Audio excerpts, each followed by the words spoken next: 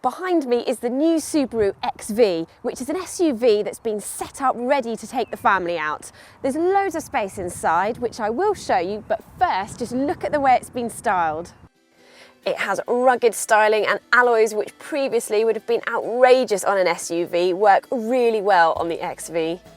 Well, as you can see in the back here, there is plenty of room. I've moved this into the driving position of an average sized male adult, and I am 5'4.5" and have loads of leg room, loads of headroom, so 4 adults will be fine in the back here. And also there's a cup holder.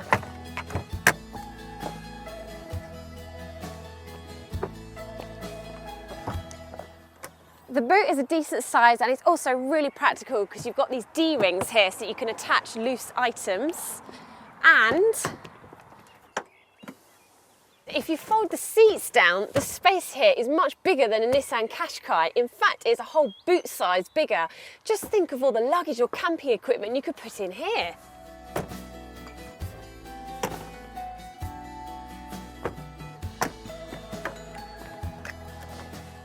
So if you are going to be using this SUV to transport your family around, you'd be pleased to know that it scores glowing marks for safety.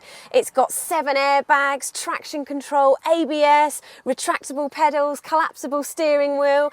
It's scored 5 stars in the Euro NCAP safety ratings, and also 90% for child occupancy. So it's a pretty safe car indeed. All the controls are well positioned and the dials are easy to read. Now, what about storage? Well, of course, we've got the CarBuyer big bottle test, and it passes that as well because this glove box is absolutely huge. There's also somewhere here to store a piece of fruit, and it's got keyless start, so I've just put the fob there. There's 2 cup holders there. There's more storage here.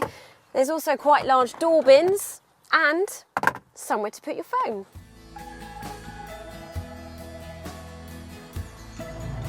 This car is fitted with a permanent 4-wheel drive system, which means that grip levels are fantastic, which is perfect if you fancy doing a little bit of off-roading. And also during adverse weather conditions, when traditional front-wheel drive family hatchbacks are struggling, you will stand a much better chance.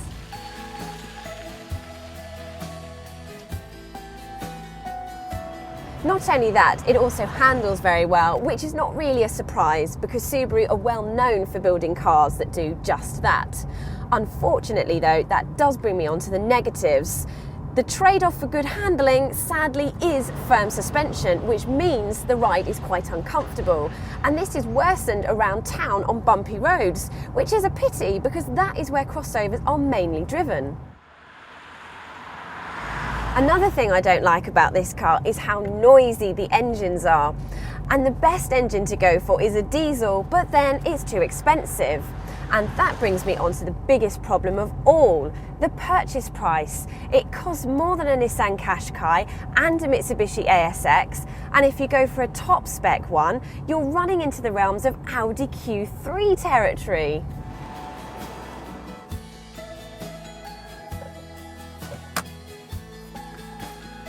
What's more, an Audi Q3 has a lot posher feel to the interior. I mean, look at all this hard plastic.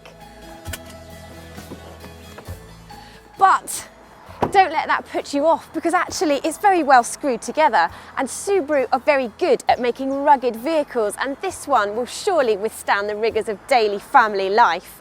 That, combined with its practicality and rugged stylish looks, means it is seriously worth considering.